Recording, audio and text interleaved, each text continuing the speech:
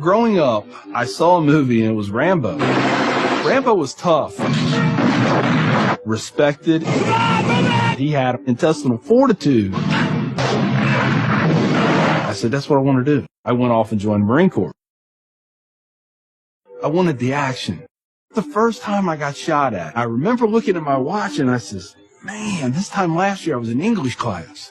I fought several times in the Middle East, Desert Shield, Desert Storm, South America, Philippines, Somalia. I think the worst things that I have seen is dead children. I had to suck it up. I had to be there for my guys. Each one of those teardrops stands for a confirmed kill. I stopped adding after 26. Where I was taught, Marine Corps, just own it and then let it go. But there comes a time when there's too much of that, and you can't turn it off anymore. I want you to give me a window into your state of mind at that time.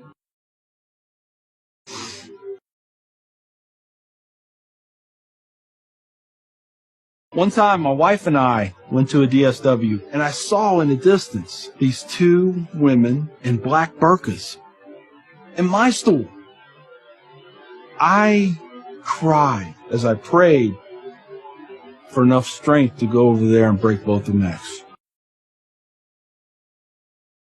I was just angry. I was just full of hate, and it just fed off itself. At that point, I was drinking a half-gallon of vodka every 2 days.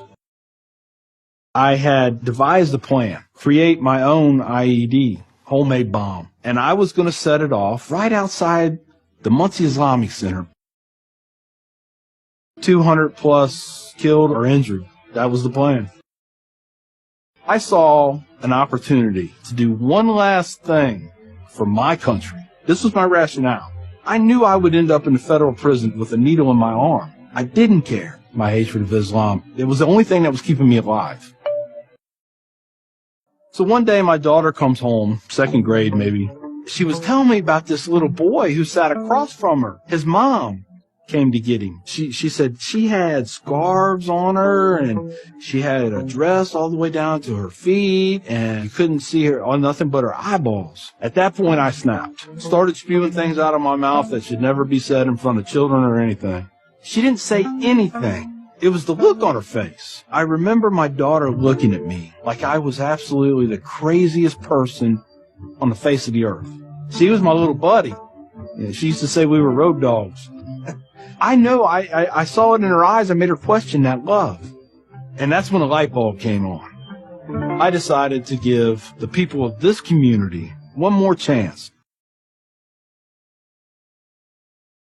So I went to the Islamic Center, see a gentleman in the shoe room taking off his shoes. He looks at me and he smiles. He said, "Can I help you?" And I said, "Yeah, I want you to teach me about Islam." So he went and he gave me a Quran. Read this. Come back when you have questions. So I did. And I would see things in the book. I'd be like, there it is. I got them right there. Explain that to me. And they would. This was a kind of awakening. Long story short, 8 weeks after that first day I stepped into the Islamic Center, I became a Muslim.